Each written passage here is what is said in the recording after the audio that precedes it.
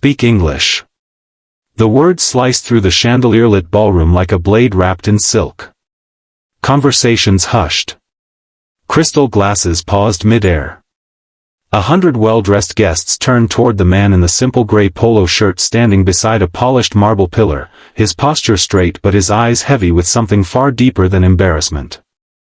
And in that suspended moment, beneath the golden glow of wealth and privilege, a single father was being measured by the language he chose to speak. Before we go any further, if you believe kindness matters more than status, and that everyone deserves a second chance to be heard, take a second to like this video, share it, comment your thoughts, and subscribe to the channel.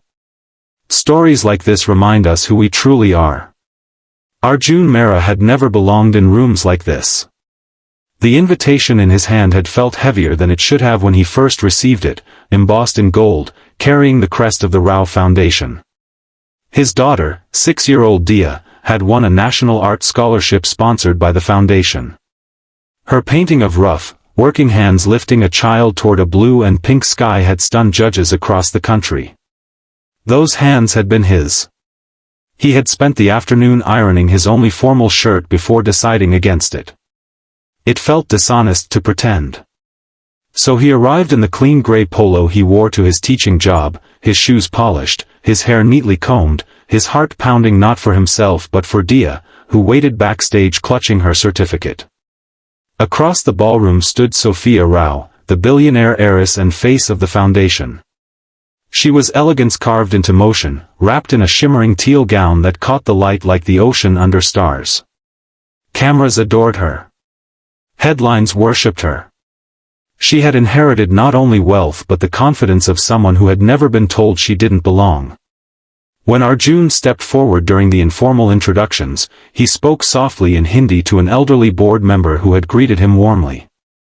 It was instinct. It was comfort. It was home. But Sophia, overhearing, tilted her head with a smile that didn't quite reach her eyes. She gestured lightly toward him and said those two cutting words, half playful, half pointed, but loud enough for everyone to hear. Speak English.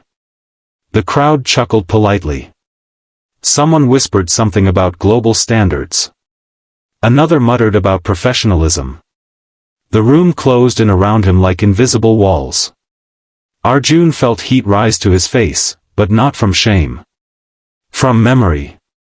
He remembered nights spent studying under a flickering bulb in a one-room apartment. He remembered translating medical prescriptions for neighbors who couldn't read English. He remembered holding his wife's hand in a hospital corridor where doctors spoke too fast in a language she never fully understood. He remembered losing her to an illness that money might have cured sooner. Language had never been his weakness. Poverty had been.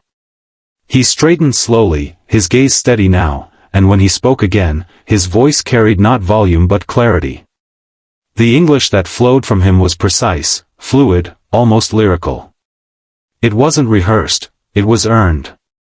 He thanked the foundation for recognizing talent beyond background.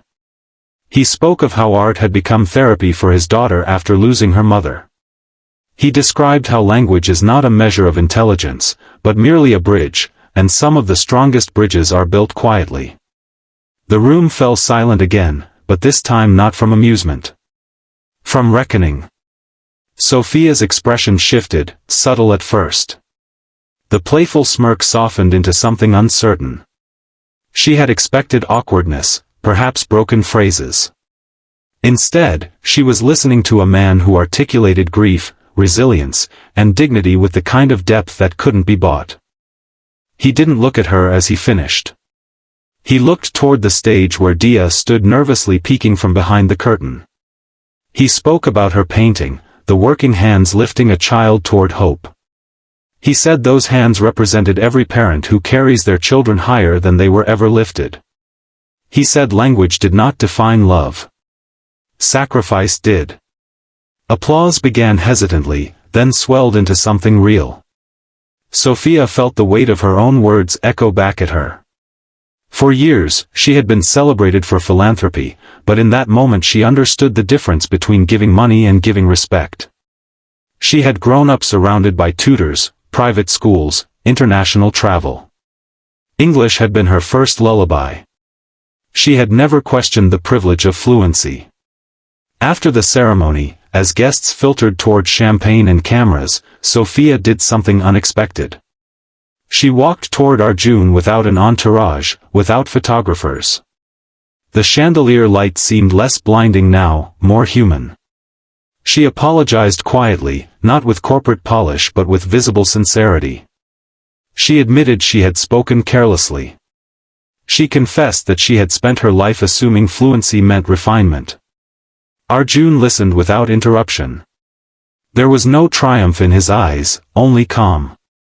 He told her that words matter, especially in rooms where some already feel small.